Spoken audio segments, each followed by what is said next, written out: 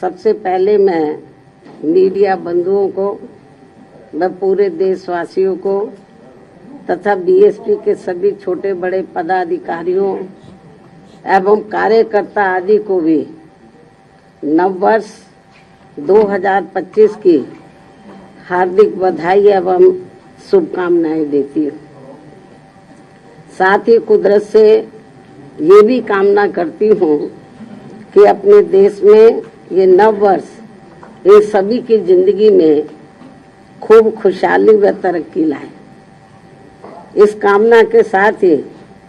अब मैं अपने जन्मदिन के संबंध में ये कहना चाहूँगी कि नव वर्ष के पहले महीने में ही अर्थात आज के ही दिन दिनांक 15 जनवरी को पूरे देश भर में पार्टी के लोग मेरा जन्मदिन विशेषकर इसे जन कल्याणकारी दिवस पीपल्स वेलफेयर डे के रूप में मनाते हैं और इस दौरान उन जन कल्याणकारी योजनाओं के बारे में अपने लोगों को बताते हैं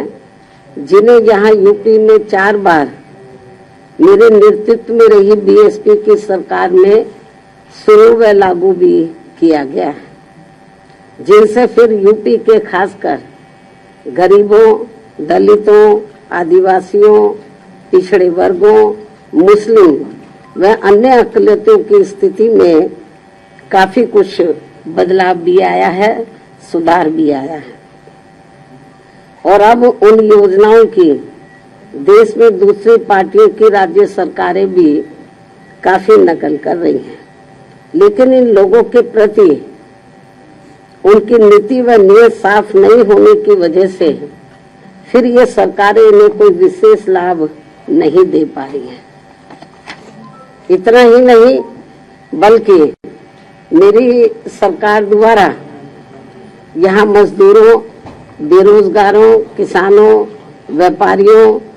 व अन्य मेहनतकश लोगों के साथ ही युवाओं, महिलाओं, बुजुर्गों एवं विकलांगों आदि के हितों में भी अनेकों नई जन कल्याणकारी योजनाएं शुरू व लागू भी की गई हैं, जिनसे उन्हें काफी ज्यादा लाभ पहुंचा है और जिनसे प्रेरित होकर अब पार्टी के लोग यहाँ फिर से यूपी में व यूपी की तरह पूरे देश में भी ऐसी ही जन कल्याणकारी सरकार बनाने के लिए पूरे जी जान से लगे और यदि इसके लिए पार्टी द्वारा किए गए कार्यों के प्रति इनकी पूरी ईमानदारी व निष्ठा आदि होती है तो फिर यही मेरे जन्मदिन पर इनका हमेशा ये विशेष तोहफा भी होगा। इस उम्मीद के साथ ही अब मैं अपनी पार्टी के ऐसे सभी छोटे बड़े पदाधिकारियों, कार्यकर्ताओं एवं शुभचिंतकों आदि का भी हार्दिक दिल से आभार एवं शुक्रिया अदा करती हूँ जो इसी सोच व धारणा के तहत ही मेरा जन्मदिन मना रहे हैं। साथ ही इस अवसर पर परम पूज्य बाबा साहब डॉक्टर भीमराव अम्बेडकर एवं मान्यवर श्री कांशीराम जी के कारवां को आगे बढ़ाने के लिए बीएसपी को पूरे तन मन धन से सहयोग करने का अपना संकल्प भी दोहरा रहे हैं और अब उनका बढ़ चढ़कर यही नारा है जो आज के दिन जो वो लोग नारा लगा रहे हैं मेरा जन्मदिन मनाने के मौके पर वो नारा लगा रहे हैं कि बाबा साहब का मिशन अधूरा बीएसपी करेगी पूरा। मान्य बहन जी करेगी पूरा, खूब नारे लगा रहे हैं जो बड़े बड़े पूंजीपतियों व धन्ना सेठों के धन बल पर नहीं बल्कि बहुजन समाज के गरीब एवं अन्य स्वाभिमानी मेहनत का समाज के लोगों के खून पसीने की कमाई के अंशदान से ही पूरा होगा। ये नारा तो नारा लगाने से काम नहीं चलेगा, तो उसके लिए इनको हर क्षेत्र में एफर्ट्स भी करने होंगे। इसके साथ ही अब मैं अपने जन्मदिन के इस खास मौके पर भी देश में विशेषकर अनुसूचित जाति, जनजाति एवं अन्य पिछड़े वर्गों में समय समय पर जन्मे अपने उन सभी महान संतों, गुरुओं व महापुरुषों में भी खासकर महात्मा ज्योतिबा फूले, श्री छत्रपति शाहू जी महाराज, श्री नारायण गुरु, परम पूज्य बाबा साहब डॉक्टर भीमराव अम्बेडकर एवं मान्यवर श्री कांशीराम जी आदि को भी पूरे तय दिल से नमन एवं आदर सत्कार करती हूँ, जिन्होंने अपनी पूरी जिंदगी इन वर्गों के लोगों को अपने पैरों पर खड़ा करने के लिए समर्पित की है, जिनके अधूरे रहे कारवा को आगे बढ़ाने के लिए अब मेरी भी पूरी जिंदगी लगी हुई है, जिससे प्रभावित होकर ही मान्यवर श्री कांशीराम जी के जीते जी से ही पूरे देश में पार्टी के लोग आज के दिन अर्थात हर वर्ष 15 जनवरी को मेरा जन्मदिन काफी उत्साह के साथ व इसे प्रेरणा एवं जन कल्याणकारी दिवस के रूप में बहुत ही गर्व व हर्ष के साथ मनाते हैं। और इस बार भी ये लोग मेरे 69वें जन्मदिन को हमेशा की तरह इसे मिशनरी भावना से जन कल्याणकारी दिवस के रूप में मना रहे हैं, जिनकी मैं पूरे तय दिल से आभारी भी हूँ। और इस मौके पर मैं भी अपनी जिम्मेवारी एवं दायित्व को समझते हुए व निभाते हुए अपनी पार्टी व मूवमेंट के हित में पार्टी के लोगों को हमेशा की तरह इस बार भी सावधानी के तौर पर उन्हें ये आगाह करना चाहती हूँ कि पिछले कुछ वर्षों से बीएसपी के विशेषकर दलित बेस वोट को कमजोर करने व उसे तोड़ने के लिए अब यहाँ कांग्रेस, बीजेपी, सपा व अन्य जातिवादी पार्टियां भी आए दिन किस्म किस्म के साम दाम दंड भेद आदि अनेकों हथकंडे इस्तेमाल कर रही है, जिनसे इन्हें कदम कदम पर जरूर सावधान रहना है। हालांकि इस मामले में मैं भी इन्हें समय समय पर काफी सचेत करती रहती हूँ, वरना ये सभी जातिवादी पार्टियां इन्हें कभी भी सत्ता में आसीन नहीं होने देंगी और इसके बिना इन्हें बाबा साहब डॉक्टर भीमराव अम्बेडकर के अथक प्रयासों से भारतीय संविधान में मिले कानूनी अधिकारों का सही से पूरा लाभ नहीं मिल सकता है। खासकर सरकारी नौकरियों में तो इनके आरक्षण को इन्होंने कोर्ट कचहरी की आड़ में काफी हद तक निष्प्रभावी ही बना दिया है। इतना ही नहीं बल्कि SC ST के साथ साथ OBC वर्गों के लोगों को भी आरक्षण एवं अन्य कानूनी अधिकारों का अभी भी इन्हें पूरा लाभ नहीं दिया जा रहा है। और अब कांग्रेस पार्टी तो सही समय पर आने पर इनके आरक्षण को ही पूरे तौर से खत्म करने में लगी है, जिसका ये ऐलान भी कर चुके हैं। ऐसे में कदम कदम पर कांग्रेसी नेताओं द्वारा संविधान को दिखाना व नीले कपड़े आदि पहनकर किस्म किस्म की नाटकबाजी करना, ये सब यहाँ दलितों एवं अन्य उपेक्षित वर्गों के साथ इनका छलावा व ढोंग नहीं है तो और क्या है। इस पर भी इन लोगों को जरूर ध्यान देना है। जबकि देश में बीएसपी मूवमेंट के कारण दलितों एवं अन्य उपेक्षित वर्गों में परम पूज्य बाबा साहब डॉक्टर भीमराव अम्बेडकर एवं उनके निर्मित किए गए मानवतावादी संविधान के प्रति आई जागृति व सत्ता संघर्ष हेतु आई चेतना आदि के कारण अब विशेषकर दलित एवं आदिवासियों के वोटों को हथियाने में इन सभी विरोधी पार्टियों में उनके चहेते बनने की भी काफी होड़ लगी हुई है, किंतु उनका हक छीनने में अभी भी कोई पार्टी पीछे नहीं है। अर्थात ये सभी पार्टियां एक ही थैली के चट्टे बट्टे हैं और जिस प्रकार से जातिवादी सोच व द्वेष के तहत चलकर कांग्रेस पार्टी की सरकारों में बाबा साहब डॉक्टर भीमराव अम्बेडकर सहित बहुजन समाज के अन्य सभी महान संतों, गुरुओं व महापुरुषों का हर स्तर पर उपेक्षा व अनादर किया गया है तथा उनके अनुयायियों की हर स्तर पर अवहेलना की गई है, वह किसी से छिपा नहीं है। और न ही दलित एवं अन्य उपेक्षित वर्गों के लोग उसे कभी भुला सकते हैं। और इस मामले में भाजपा व उनकी सरकारें भी कोई पीछे नहीं है, बल्कि जिस प्रकार से इस पार्टी के वरिष्ठ मंत्री ने संसद में बाबा साहब का अपमान किया है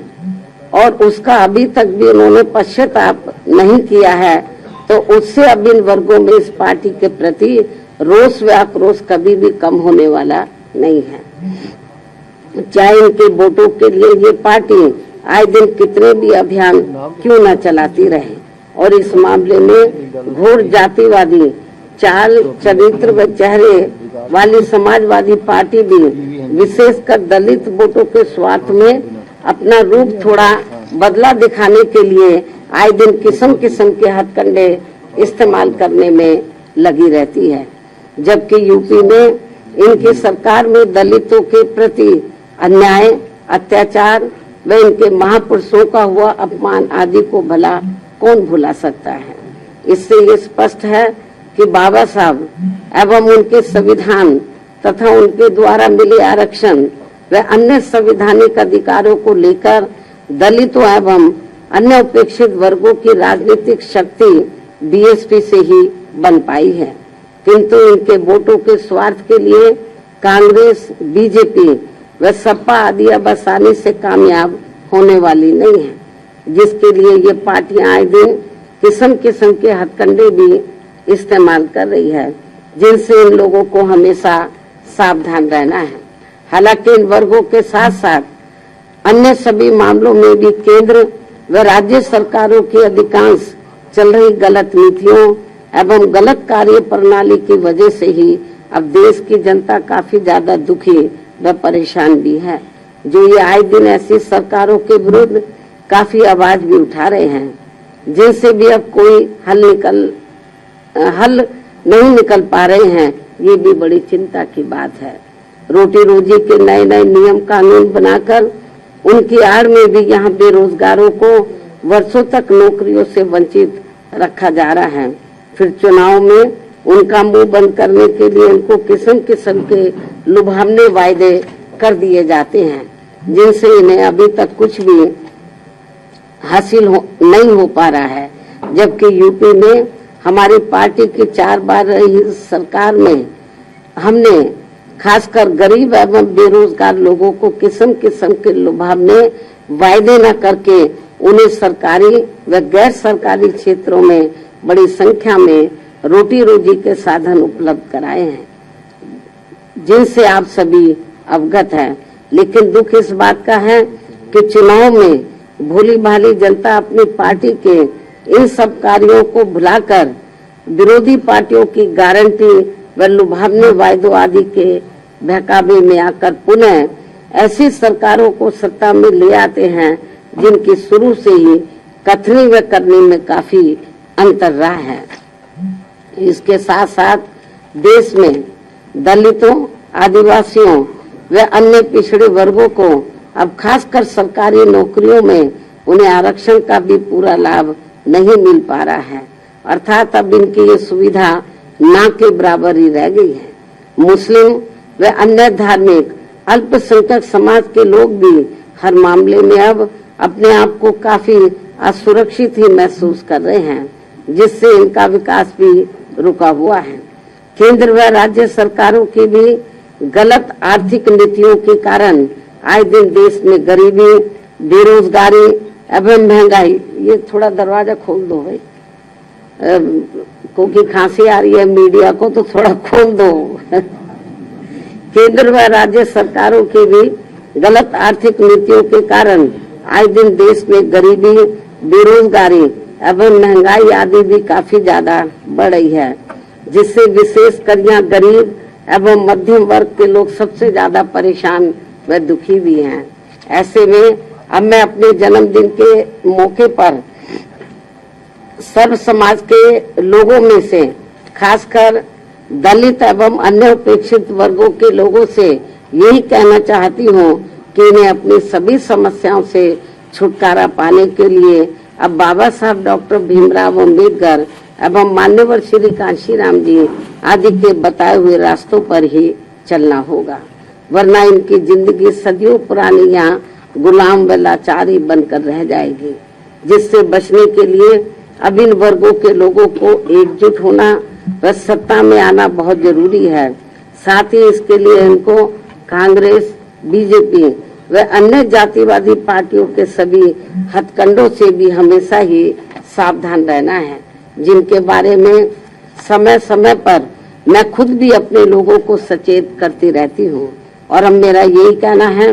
कि यदि हमारी पार्टी के लोग हर स्तर पर सावधानी बरतते हुए अपनी पार्टी व मूवमेंट को आगे बढ़ाते हैं, साथ ही समय समय पर जो भी इन लोगों को पार्टी से संबंधित जरूरी कार्य व दिशा निर्देश आदि दिए जाते हैं और यदि वे समय से उन पर पूरी ईमानदारी व निष्ठा से अमल करते हैं और अपनी पार्टी व मूवमेंट को हर चुनौती का मुकाबला करके उसे आगे बढ़ाते हैं तथा सत्ता में भी लाते हैं, तो तभी फिर यह अपने लोग विकसित हो सकते हैं तथा वे आत्मसम्मान एवं स्वाभिमान की भी जिंदगी व्यतीत कर सकते हैं, जो इस समय बहुत जरूरी भी है। इन्हीं जरूरी बातों के साथ ही अब मैं हर वर्ष की तरह इस वर्ष भी आज अपने जन्मदिन के मौके पर मेरे नेतृत्व में अपनी पार्टी व मूवमेंट की 1 वर्ष की अवधि में जो भी गतिविधियां रही हैं, जिनका पूरा लेखा जोखा व विवरण मेरे किताब मेरे संघर्षमय जीवन एवं बीएसपी मूवमेंट का सफरनामा में हिंदी व अंग्रेजी में वर्णित किया गया है। और ये पुस्तक पार्टी से जुड़ रहे खासकर नई युवा पीढ़ी को सही मार्गदर्शन देने का कार्य करेगी तथा इसमें बीएसपी का वास्तविक इतिहास भी निहित है, जो आगे आने वाली पीढ़ी के लिए भी बहुत जरूरी है। और अब मैं इस अति महत्वपूर्ण पुस्तक के 20वें हिंदी व अंग्रेजी संस्करण का विमोचन करूं, लेकिन उससे पहले मैं देश की राजधानी दिल्ली में इस समय यहाँ विधानसभा के लिए हो रहे आम चुनाव में, जिसमें बीएसपी भी पूरी तैयारी व दमदारी के साथ अकेले ये चुनाव लड़ रही है और जिससे मुझे ये पूरी उम्मीद है कि इस बार चुनाव में हमारी पार्टी पहले से बेहतर रिजल्ट जरूर लाएगी, बशर्ते यदि ये चुनाव पूरे तौर से फ्री एंड फेयर होता है और ईवीएम में कोई गड़बड़ी व धांधली आदि नहीं की जाती है, जैसा कि अधिकांश पार्टियां इसकी आशंका भी जता रही हैं। साथ ही आप लोगों को ये भी मालूम है कि इस चुनाव में दिल्ली में जो असेंबली का चुनाव हो रहा है, इस चुनाव में कांग्रेस, बीजेपी व आम आदमी पार्टी पूर्व की तरह इस बार भी जनता को अनेकों लुभावने वायदे व गारंटी आदि देकर ये चुनाव लड़ रही है, जिसमें काफी होड़ मची हुई है। जबकि इन पार्टियों ने यहाँ कई बार सत्ता में रहकर अपने किसी भी चुनावी वायदे को पूरा नहीं किया है। इतना ही नहीं बल्कि दिल्ली में अपनी रोटी रोजी के लिए बड़ी संख्या में खासकर नजदीक के राज्यों से और उसमें भी यूपी व बिहार से आकर अधिकांश झुग्गी झोपड़ियों में बसे लोगों के साथ तो यहाँ इन सभी विरोधी पार्टियों की रही सरकारों ने हर स्तर पर इनके साथ काफी सोतेला रवैया अपनाया है। कोरोना काल में तो इनके साथ काफी बुरा बर्ताव किया गया है, जिसकी जानकारी आप सभी को है। इसके साथ ही दिल्ली के गवर्नेंस को लेकर आप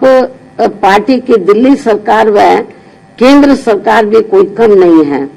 और कांग्रेस पार्टी तो इन दोनों की जननी है, जबकि व्यापक जनहित व जन कल्याण के मामले में सर्व समाज का हित बीएसपी में ही निहित व सुरक्षित है, ये सभी जानते हैं। और इसलिए दिल्ली विधानसभा चुनाव में सभी लोग बहुत सोच समझकर अपना वोट करें तो ये उचित होगा। हालांकि दिल्ली के करोड़ों लोगों की रोटी रोजी, हर प्रकार के सुख शांति, कानून व्यवस्था व अन्य बुनियादी सुविधाओं संबंधी देखभाल आदि के मामलों में केंद्र व दिल्ली राज्य सरकार की अलग अलग कानूनी जिम्मेदारियां हैं, जिसके अभाव को लेकर कोई सरकार अपने आप को दोष मुक्त नहीं कर सकती है। इसके बावजूद संकीर्ण राजनीति व चुनावी स्वार्थ के कारण आप व भाजपा आदि का रवैया जन व देश हित से परे गंभीर आरोप प्रत्यारोप व एक दूसरे को जन विरोधी साबित करने का ही ज्यादा है। साथ ही आए दिन की जा रही नफरती व भड़काऊ पोस्टरबाजी आदि पर चुनाव आयोग को तत्काल सख्त कार्रवाई करनी बहुत जरूरी है तथा इस चुनाव को आप भाजपा व कांग्रेस के लुभावने वायदों आदि से भी बचाना होगा। ऐसे में दिल्ली की जनता अगर आप व केंद्र सरकार एवं कांग्रेस पार्टी आदि से मुक्ति चाहती है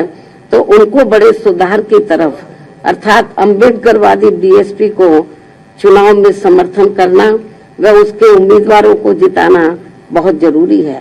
तभी फिर भारतीय संविधान के मूल निर्माता व खासकर SC ST व OBC वर्गों के मसीहा परम पूज्य बाबा साहब डॉक्टर भीमराव अंबेडकर के अथक प्रयासों से इन्हें सरकारी नौकरियों में व अन्य और क्षेत्रों में मिले कानूनी अधिकारों का भी यहाँ दिल्ली में पूरा लाभ नहीं मिल पा रहा है। इन्हीं की तरह ही यहाँ मुस्लिम समाज व अन्य अकलियतों की भी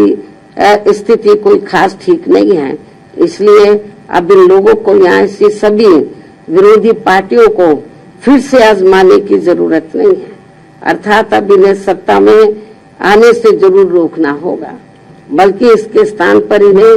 यहाँ सर्वजन हिताय व सर्वजन सुखाय की नीतियों एवं सिद्धांतों पर आधारित अपनी एकमात्र हितैषी पार्टी बीएसपी को ही कामयाब बनाना जरूरी है। जो हमारी ये पार्टी यूपी में बीएसपी के 4 बार रही सरकार की तरह ही यहाँ दिल्ली में भी सर्वजन हिताय व सर्वजन सुखाय की नीतियों एवं सिद्धांतों पर आधारित ही सरकार चलाएगी, जिसके लिए मेरे दिशा निर्देशन में यहाँ पार्टी के यानी कि दिल्ली में जिसके लिए मेरे दिशा निर्देशन में यहाँ पार्टी के नेशनल कोऑर्डिनेटर श्री आकाश आनंद के नेतृत्व में पार्टी दिल्ली यूनिट के लोग तथा अन्य वरिष्ठ पदाधिकारी भी पूरे जी जान से लगे हैं। और ऐसा हो जाने पर ही तभी फिर यहाँ बाबा साहब डॉक्टर भीमराव अंबेडकर एवं बीएसपी के जन्मदाता व संस्थापक मान्यवर श्री कांशीराम जी का भी अधूरा रहा सपना जरूर साकार हो सकता है। इस भरोसे के साथ ही अब मैं अपनी पार्टी के लोगों से यहाँ दिल्ली विधानसभा आम चुनाव में व कुछ ही महीनों के बाद फिर बिहार प्रदेश में भी होने वाले विधानसभा आम चुनाव में अपनी पार्टी का बेहतर रिजल्ट लाने की पुरजोर अपील करती हूँ। और ऐसा हो जाने पर फिर आज यही इनका मेरे जन्मदिन पर खास तोहफा भी होगा। अब मैं अंत में अपनी पुस्तक का हमेशा की तरह आज अपने जन्मदिन के शुभ अवसर पर विमोचन भी कर रही हूँ। यह विमोचन अब मैं कर रही हूँ तो अब मीडिया लोग ऐसे बैठे रहे तो ज्यादा अच्छा है।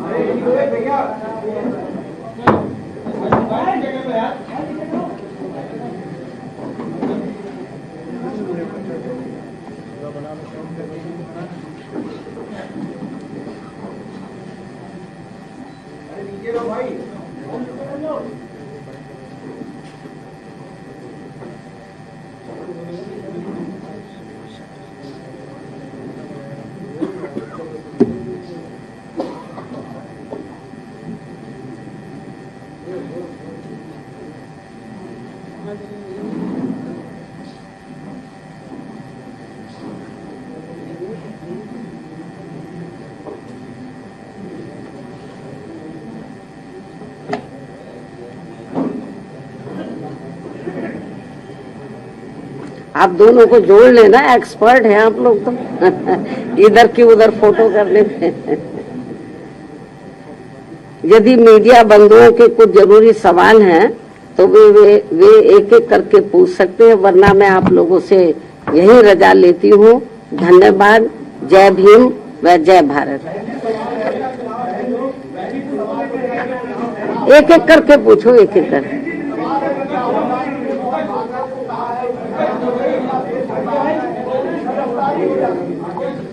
इस सवाल का जवाब तो आप राहुल गांधी से पूछो। आपको इसके बारे में मैं प्रेस मीडिया के जरिए अपनी बात स्पष्ट कर चुकी हूँ। बिल्किपुर विधानसभा उपचुनाव में बीजेपी और सपा दोनों दलित वोट पर काफी फोकस करेंगे। बीजेपी ने भी अपने कैंडिडेट दलित उतारा है। ये रिजर्व सीट है तो दलित ही उतारेंगे ना। चलो ठीक है, इसके बारे में मैं कई बार मीडिया में अपना वर्जन दे चुकी हूँ।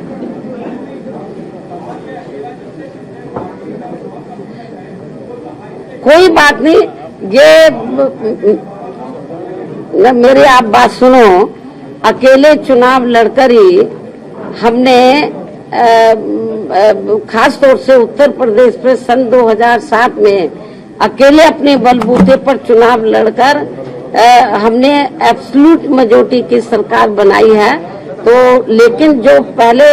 राजनीति थी और अब की राजनीति में काफी फर्क है। पहले असूल और सिद्धांतों की राजनीति होती थी, अब दूसरी पार्टियां असूल और सिद्धांत छोड़कर तो जिस तरीके से साम दाम दंड भेद इस्तेमाल करके तो जो दूसरी पार्टियां हैं हमारी जैसी पार्टी को खास तौर से खत्म करने में लगी हैं। तो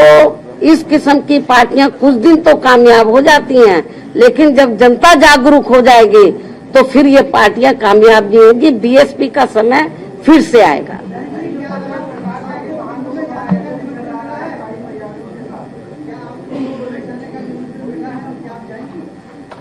पहले ये जो कुंभ का जो महाकुंभ का जो स्नान है या मेला जो लगा हुआ है, इसके बारे में लोगों की अपनी अपनी आस्थाएं होती हैं। तो जो आस्था रखता है वो लोग जा रहे हैं, तो मुझे इसके बारे में क्या बोलना है। इसमें कोई निमंत्रण थोड़ी ना दिया जाता है।